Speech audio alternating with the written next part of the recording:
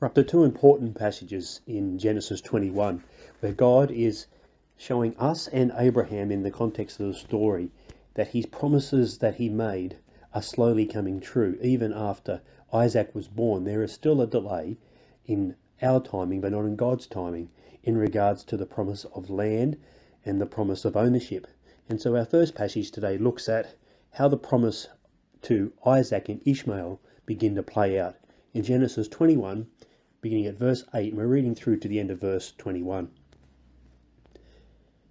In reference to Isaac, the child grew and was weaned, and on the day Isaac was weaned, Abraham held a great feast. But Sarah saw that the son whom Hagar the Egyptian had borne to Abraham was mocking.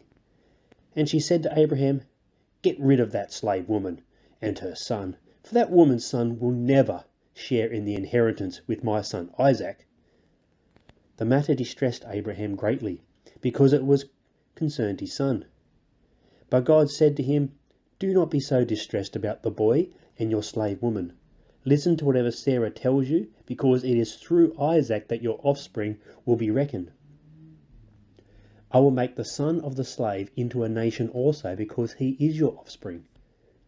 Early the next morning, Abraham took some food and a skin of water and gave them to Hagar. He set them on her shoulders and sent her off with the boy. She went on her way and wandered in the desert of Beersheba. When the water in the skin was gone, she put the boy under one of the bushes. Then she went off and sat down about a bowshot away, for she thought, "I cannot watch the boy die." And as she sat there, she began to sob. God heard the boy crying, and the angel of God called to Hagar from heaven and said to her, "What is the matter, Hagar? Do not be afraid. God has heard the boy crying as he lies there. Lift the boy up and take him by the hand, for I will make him into a great nation." Then God opened her eyes, and she saw a well of water. So she went and filled the skin with water and gave the boy a drink. God was with the boy as he grew up. He lived in the desert and became an archer. While he was living in the desert of Paran, his mother got a wife for him from Egypt. If you've been following our readings through Genesis, you would have noticed a strange case of deja vu cropping into the text. And this is on purpose. It's to draw the parallels between the two cases of Sarah and Hagar, and now Ishmael and Isaac and Abraham. But mostly it's also to draw us into the unfolding promises of God that he made firstly to Abram and now also to Ishmael and Hagar. And it draws together how God is able to work within human sinfulness and with human pride and with human good desire in order to accomplish his purposes. And there's a few things I want to touch with you as we go through our passage. The first is that Sarah is a slow learner, and she may be like a vast majority of us. Hagar is a slow learner, and these women have been at loggerheads really since Sarah invited Hagar into the family. Sarah made the mistakes.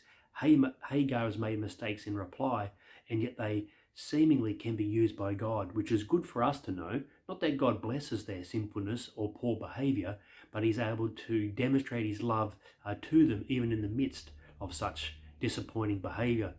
Hagar responds to Sarah because she's not a person with authority. She's vulnerable, and so she is cast aside out of the inheritance loop and out of the family line in order that Sarah believes that the inheritance would definitely come to Isaac. Now remember, whenever you try and make the promises of God come true without reference to God, without God's blessings, without God's imprimatur upon those circumstances, in other words, you know what God wants, but instead of coming to God and asking for his timing and his plans, you just take charge yourself. And whenever we see this in the life of Abraham and Sarah, it is always wrong, because it is saying that I believe in your promises, God, but I don't believe in your timing. And our hearts get hardened when we see the promises of God taking longer to be fulfilled than what we would like to see happen. God, he is aware of all these things, and so he has a plan even to combat and to deal with human sinfulness. Abraham is torn, as you can see in our text, but God speaks to him, and we are starting to slowly see Abraham learn and grow and be mature. At his age, you'd hope so, but a lot of us are like that. We're slow to learn. God, he is always quick to help, and he comes to the aid of Hagar and Ishmael in their hour of need. Now, some people may be asking, why bother with this hour of need at all? Why not come to them as soon as they left the camp, so it saved their wandering around the deserts of Beersheba looking for wells and needing God's rescuing? Why not come and rescue before you need the rescue? Well, it's a question we can ask ourselves, isn't it? How many times am I wanting God to rescue me before I'm rescued? I often think I don't need rescuing. I don't need God. I'm quite happy running my own life my own way, or like Sarah, making plans for God to make up for his lack of timing. Hagar and Ishmael are very much like us all. We sometimes don't want the help of God. We don't want his rescuing until we're almost lying down in the desert awaiting death. And God comes to our aid, comes to our compassion. He stands ready to be compassionate if we were willing to ask him for help. And like Hagar and Ishmael, in our cries, God still comes. He still listens, and he still has a plan for Hagar and Ishmael. And his plan is always for the betterment of them as people. And you can see as it ends that the plan of Hagar and Ishmael was to live in accordance with the wishes and will of God. And that is true for us.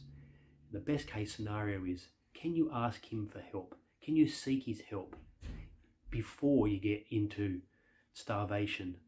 And can you also ask for help, knowing what God's plans is, like Sarah, but ask for help rather than try and implement them yourself?